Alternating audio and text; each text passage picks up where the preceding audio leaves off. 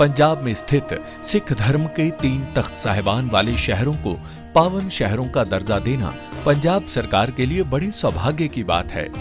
ये शहर है श्री अमृतसर साहिब, श्री आनंदपुर साहिब और तलवंडी साबो। ਇਹ ਤਿੰਨੋਂ ਤਖਤਾਂ ਦੇ ਸ਼ਹਿਰਾਂ ਨੂੰ ਪੰਜਾਬ ਦੇ ਅਧਿਕਾਰਤ ਪਵਿੱਤਰ ਸ਼ਹਿਰ ਵਜੋਂ ਐਲਾਨ ਕਰਨ ਦਾ ਫੈਸਲਾ ਕੀਤਾ।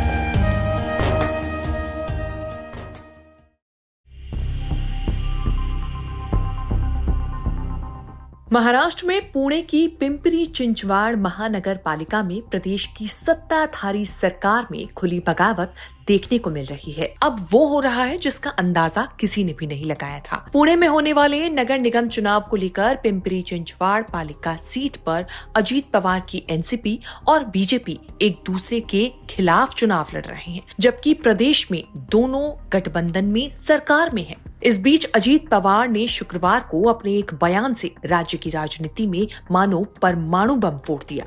महाराष्ट्र के उप मुख्यमंत्री अजीत पवार ने अपनी ही सहयोगी पार्टी बीजेपी के खिलाफ सीधा युद्ध छेड़ दिया।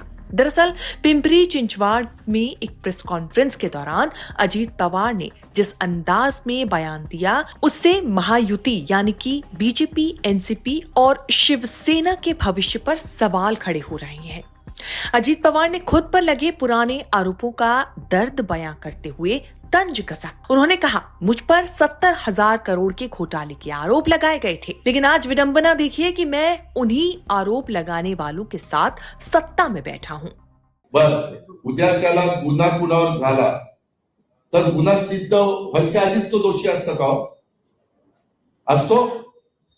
तुम्हाला माहिती आहे माझ्यावर 70,000 कोटीचा भ्रष्टाचाराचा आरोप झाला ना? ज्यांनी केलं त्या सगळ्यांच्या बरोबर मी सरकारमध्ये आहे का? आहे ना?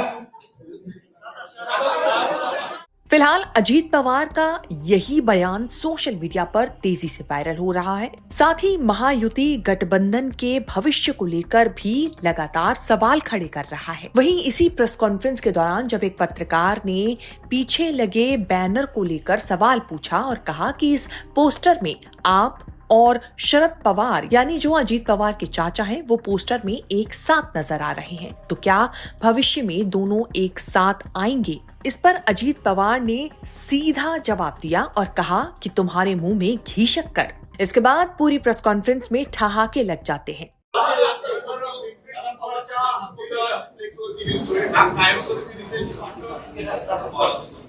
तुझ्या तोंडात साखर पडो।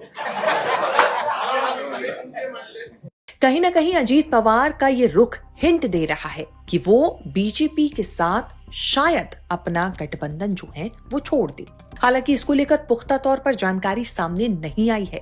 इस पूरी चर्चा के बीच शिवसेना के नेता संजय राउत ने भी बयान दिया और कहा कि अगर अजीत पवार को शरद पवार के साथ आना है तो इसके लिए उन्हें बीजेपी का साथ छोड़ना होगा। मी असं मत नाही व्यक्त केलं, तुम्ही मला प्रश्न विचारा।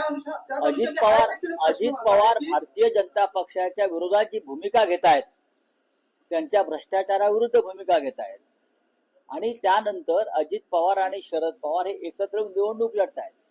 त्यांचा मार्ग बदललेला दिसतोय हे माझं म्हणणं आहे।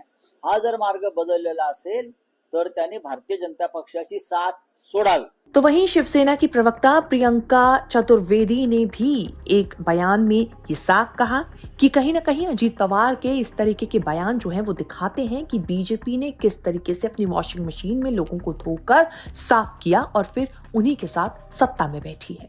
It clearly shows how the Bharatiya Janata Party, in its quest to continue being in power, can compromise on all its values, right from zero tolerance to corruption to full tolerance to corruption, is the model we are seeing in Maharashtra.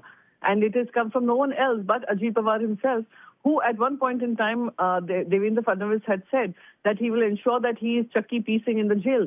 So this goes to show how BJP misuses its position in power.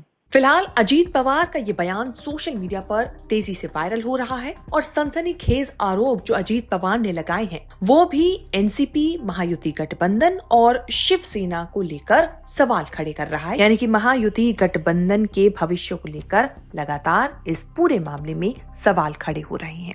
आगे भविष्य में क्या होगा ये तो समय आने पर ही पता चलेगा, लेकिन इतना अजीत पवार के बयानों से जरूर साफ है कि फिलहाल खटास पड़ती हुई नजर आ रही है।